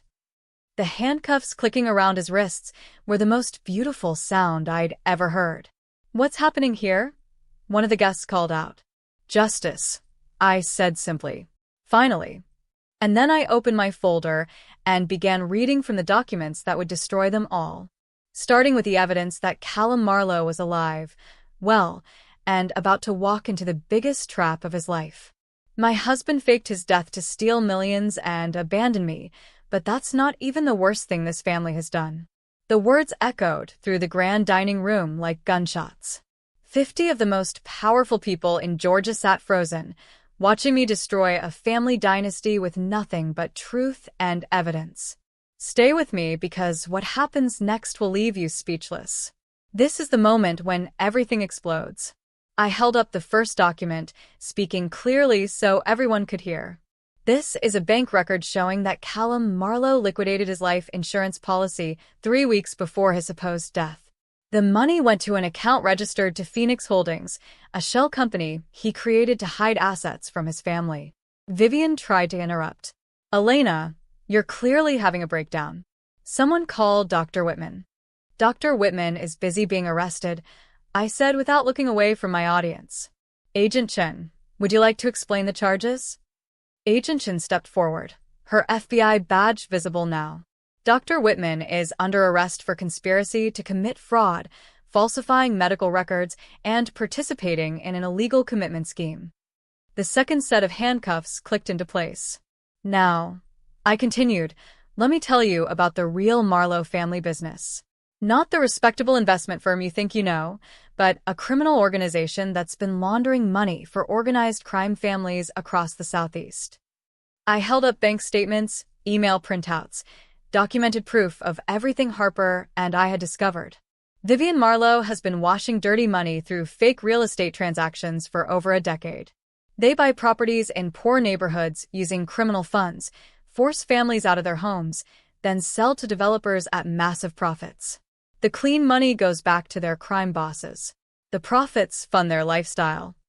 One of a city councilmen in the audience went pale. He'd been taking bribes to approve those development projects. But the money laundering is just the beginning. This family has murdered at least 6 people who threatened to expose their crimes, including the unidentified body they burned in Callum's car to fake his death. Elena, stop, Nico pleaded. You don't understand what you're doing. I understand perfectly, Nico. I understand that you helped plan your brother's fake death in exchange for a promotion to the board of directors. I understand that you've been moving money out of company accounts for months, preparing for the day when everything collapsed. That's not true. Really? I pulled out another document. This is an email from you to Vivian dated last week. E is getting suspicious. We need to accelerate the commitment timeline before she figures out the inheritance clause. Nico's face crumpled. She made me do it. She said if I didn't help, she'd frame me for everything. Shut up, you idiot. Vivian snarled, her perfect composure finally cracking. But it was too late. Nico was breaking down, and once he started talking, everything poured out. I never wanted to hurt Elena, but Mom said the inheritance would destroy the family business. She said Elena wasn't smart enough to understand how complicated things were, that we needed to protect the money from her. Protect the money, I repeated. You mean steal it? Because according to Callum's grandfather's will, if Callum dies without children, everything goes to his surviving spouse. All of it. $200 million. The number sent shocked murmurs through the crowd. 200 million was enough to kill 4. So, you and Vivian came up with a plan. Fake Callum's death, have me declared mentally incompetent, take control of the inheritance, then bring Callum back to life after the money was safely in family hands. It wasn't supposed to hurt you, Nico said desperately. We were going to take care of you, make sure you had everything you needed. In a mental hospital where I'd spend the rest of my life while you enjoyed the money I should have inherited. Agent Chen was taking notes, recording everything as Nico continued his confession in front of 50 witnesses. But here's what's really beautiful about your plan, I said, feeling something cold and satisfied settle in my chest. You were so focused on stealing from me that you never realized you were being played by someone else. I turned to Vivian, whose face was a mask of pure hatred. Tell them about Agent Chun, Vivian. Tell them how Callum has been working with the FBI for months, gathering evidence against you. Tell them how his fake death was actually an FBI operation designed to make you careless about your crimes. Vivian's lips were pressed into a thin white line. Or better yet, let me tell them. Callum came to the FBI last year when he discovered the extent of your criminal activities. He's been secretly recording conversations, copying files, documenting every illegal transaction. The FBI helped him fake his death, so you'd think he was gone, and stop being careful about hiding your crimes. That's impossible, someone called out. If the FBI was involved, why didn't they arrest everyone months ago? Because they needed more evidence. And because Callum made a deal. Full immunity and witness protection in exchange for his testimony. The only problem was that witness protection meant abandoning his wife to deal with his family's revenge. I pulled out my phone and held it up. That's why I got a call 3 hours ago from my supposedly dead husband, panicking because his pregnant girlfriend disappeared, and he thinks you found out where they've been hiding. The room was completely silent now. Even the servers had stopped moving. Callum Marlowe is driving here right now, expecting to rescue the woman he loves from the family he betrayed. He has no idea that his girlfriend is safe in FBI custody, or that his mother and brother are about to be arrested for fraud, conspiracy, and murder. You set us up, Vivian whispered. I learned from the best. You taught me that family loyalty is just another weapon to use against people who trust you. You taught me that love is weakness. You taught me that the only way to survive is to be more ruthless than everyone else. I smiled, feeling genuinely happy for the first time in months. Congratulations, Vivian. You created exactly the kind of woman who could destroy you. The car headlights swept across the dining room windows. Someone was pulling into the driveway. And here comes the final guest to this memorial dinner, I said. The man we're supposedly mourning, about to walk into a room full of federal agents and discover that his perfect crime has become his perfect nightmare. The front door opened. Footsteps echoed in the marble foyer. And then Callum Marlowe, supposedly dead for over a month, walked into his own memorial dinner to find his wife holding the evidence that would send him to prison for the rest of his life.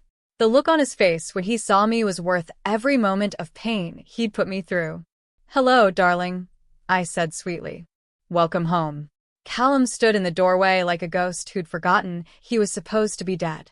His eyes swept the room, taking in the FBI agents, the handcuffs, the journalists with their cameras rolling, and finally settling on me with a look of complete bewilderment. If you thought this story couldn't get any crazier, you haven't seen anything yet. Hit that subscribe button because the next 5 minutes changed everything. Elena? His voice was barely a whisper. What's going on here? Your memorial dinner, I said calmly. Though I suppose it's more of a farewell party now. Farewell to your family's freedom, farewell to your stolen money, and farewell to any chance you had of getting away with what you've done. Agent Chin stepped forward, her badge visible. Callum Marlowe, you're under arrest for insurance fraud, money laundering, conspiracy, and faking your own death. Wait. Callum held up his hands, looking around the room desperately. There's been a mistake. I'm working with the FBI. Agent Chin knows this. I have immunity. Had immunity, Agent Chen corrected. Your deal was voided the moment you decided to steal money instead of just gathering evidence. The FBI doesn't protect criminals, Mr. Marlowe. But Sable, is she safe? Where is she? Ms. Vega is in federal custody, providing her own testimony about your criminal activities. Turns out she kept very detailed records of your financial crimes, including recordings of you discussing how to frame your wife for mental illness. Callum's face went white. Recordings? She was smarter than you gave her credit for. Just like your wife. I stood up, looking at my husband for what I knew would be the last time.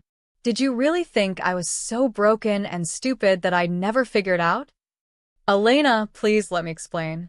Everything I did was to protect you. Protect me?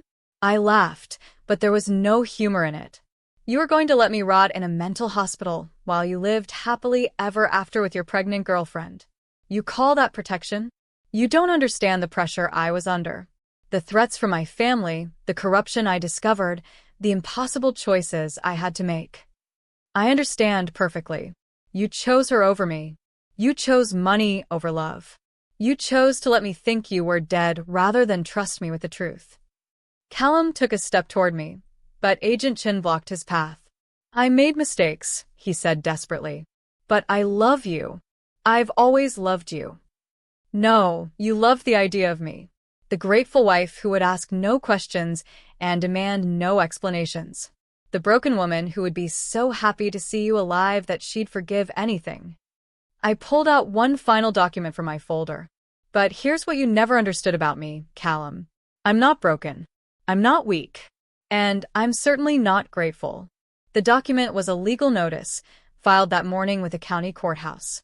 Divorce papers, I announced to the room. Citing abandonment, fraud, and mental cruelty. I'm dissolving our marriage and claiming sole ownership of all marital assets, including your grandfather's inheritance. You can't do that. I already did. While you were playing dead, I was consulting with lawyers about my rights as a surviving spouse. Turns out that legally speaking, you've been dead for over a month, which means I inherited everything the moment your death certificate was filed. But I'm not actually dead. Try proving that to a court while you're serving 25 to life in federal prison. The journalists were recording everything, their cameras capturing the exact moment when Callum realized he'd lost absolutely everything. Elena, please. Think about what you're doing. We can work this out. Work what out? The affair? The stolen money? The plan to have me committed? The pregnant girlfriend who's currently telling the FBI about every crime you've committed together? Sable means nothing to me. It was complicated. You have to understand, Dash. I understand that you're a liar and a thief and a coward. And I understand that I wasted 8 years of my life loving someone who never existed. Agent Chin snapped handcuffs around Callum's wrists. Mr. Marlowe, you have the right to remain silent. I suggest you use it. As they led him away, Callum looked back at me one last time. Elena, I'm sorry. For everything. I never meant for it to happen this way. Neither did I said quietly. I meant for it to happen much worse. Within an hour, the entire Marlowe family was in federal custody. Vivian, raging and threatening lawsuits that would never succeed. Nico, crying and begging for a plea deal. Detective Keene, staring at the floor in shame. Dr. Whitman, insisting he was just following orders. The journalists were already filing their stories. Widow exposes husband's fake death in spectacular public confrontation. Georgia's most powerful family arrested in massive fraud scheme. Woman thought dead husband until he called from secret life. Harper found me in the garden after the last police car pulled away. How do you feel? She asked. I thought about it seriously. How did I feel? Empty, I said finally. But not in a bad way. Like I finally let go of everything that was weighing me down. Any regrets? Just one. I wish I'd figured it out sooner. What's next? I looked back at the Marlowe mansion, dark now except for the police tape fluttering in the evening breeze. Everything I'd thought I wanted was inside those walls. The life I'd tried so hard to build, the family I desperately wanted to belong to, the love I'd believed was real. All of it built on lies and manipulation and carefully crafted cruelty. Next, I disappear, I said. Elena Marlowe dies tonight, along with everything she represented. Tomorrow, I start over as someone completely different. Someone better? Someone stronger. Someone who won't be fooled by pretty words and false promises. Someone who knows the difference between love and control. We walked away from the estate together, leaving behind the wreckage of everything the Marlowe family had built over generations. Their money, their power, their reputation, all of it destroyed in one perfect evening of truth and consequences. Behind us, the mansion stood empty and dark, waiting for federal agents to seize it as evidence in the largest financial fraud case in Georgia history. I didn't look back. There was nothing behind me worth seeing anymore. 1 year later, I opened the doors to the Emma Grace Community Center with hands that no longer shook and a heart that had finally learned to beat for itself. The name was painted in bright yellow letters above the entrance, a community art school for kids whose families had been displaced by corporate greed. Children whose homes had been stolen by developers, whose neighborhoods had been destroyed by people like the Marlows. If this story has shown you that broken people can rebuild themselves into something beautiful, hit that subscribe button and tell me in the comments, was my revenge justified? Because today, I finally understand the difference between justice and healing. Elena, the first class is ready, Harper called from inside the building. She'd quit her job at the magazine to help me run the center. Said watching me destroy the Marlowe empire was the most inspiring thing she'd ever seen, but watching me build something beautiful from the ashes was even better. 20 kids between ages 6 and 16 sat in the main classroom, surrounded by easels and paintbrushes and every color imaginable. Some had been living in shelters since their families lost their homes. Others were staying with relatives after evictions. All of them needed a place that was safe and bright and filled with possibility. Welcome to the Emma Grace Center, I told them. This is a place where you can create anything you want, where you can tell your stories through art, where you can remember that beautiful things can grow from difficult times. A little girl in the front row raised her hand. Miss Elena, why is it called Emma Grace? I thought about how to explain hope and loss and transformation to a 7-year-old. Emma Grace was someone very special who didn't get to stay in this world very long. But she taught me that love doesn't disappear when people leave us. It changes into something else. Something that helps other people. Like this center? Exactly like this center. As the children started painting, I walked through the rooms we'd built with the money from Callum's inheritance. Art studios, a small library, a kitchen where kids could learn to cook, offices where their parents could get help finding jobs and housing. $200 million spent exactly the way it should have been. On people who needed it instead of people who wanted to hoard it. The criminal trials had been swift and decisive. Vivian got 25 years in federal prison. Nico got 15 with the possibility of parole. Detective Keene lost his pension and got 10 years. Dr. Whitman lost his medical license and got 5 years. Callum got 30 years. No parole, no early release, no deals. During the sentencing hearing, he tried to speak to me one last time. Asked for forgiveness, claimed he still loved me, begged me to visit him in prison. I'd looked at him sitting there in his orange jumpsuit, no longer the handsome, charming man I'd fallen in love with in a college library. Just a criminal who destroyed lives for money and convenience. I forgive you, I'd told him. Not for your sake, but for mine. Because holding on to anger would be like drinking poison and expecting you to die. Then I'd walked out of that courtroom and never looked back. Harper found me in my office, looking through applications from families who wanted to enroll their children in our programs. The investigative series won the Journalism Award, she said, holding up a plaque. Best exposé of the year. They want us to accept it at the ceremony next month. Us. You're the co-author. This story belongs to both of us. I thought about that. My story, told to the world as a lesson about corruption and consequences, survival and strength. What's the title of the series? The Woman They Tried to Bury, How a Grieving Widow Exposed a Criminal Empire. I like it, but can we add something to the subtitle? What? And discovered she was never buried at all. That afternoon, I drove to the cemetery where Emma Grace was buried. A tiny headstone in a peaceful corner, surrounded by flowers I brought every month. I knelt beside the grave and updated her on everything that had happened. The center is beautiful, sweetheart. 20 kids in the first week, with a waiting list of 50 more. We're going to need a bigger building soon. The wind rustled through the trees, carrying the sound of children's laughter from a playground nearby.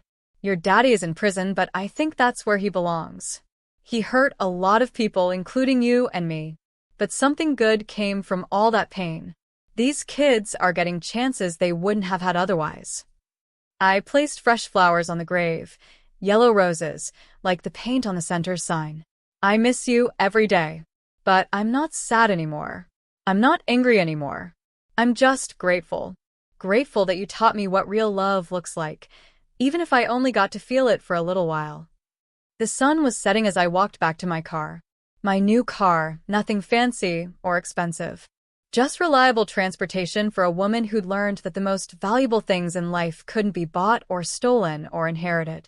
They had to be built, one choice at a time, one day at a time, one act of kindness at a time. My phone buzzed with a text from Harper. Dinner tonight? Chinese takeout and bad reality TV. I smiled, typing back. Perfect.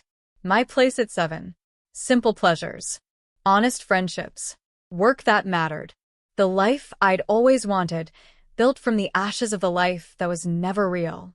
As I drove through downtown Savannah, past the boarded-up Marlowe building and the for-sale signs on the family properties, I thought about the woman I used to be. The one who'd stood at a funeral thinking her world had ended. She'd been right about one thing. Her world had ended that day. But sometimes the end of one world is just the beginning of a better one. They tried to bury me with secrets and lies and carefully orchestrated cruelty. But I wasn't the one who died. I was the one who learned to rise. And if you've stayed with me through this whole incredible journey, I want you to know something. Whatever they've tried to bury you with, whatever they've told you about your worth, whatever they've made you believe about your strength, they're wrong. You're stronger than you know, braver than you believe, more capable than they want you to understand. So hit that subscribe button if you believe that karma always finds its way. Leave a comment telling me about a time when you refused to stay buried. Share this story with someone who needs to remember their own power. Because sometimes the best revenge isn't destruction. Sometimes it's becoming everything they said you could never be. And then using that strength to lift up everyone else they tried to keep down. That's not just revenge. That's revolution.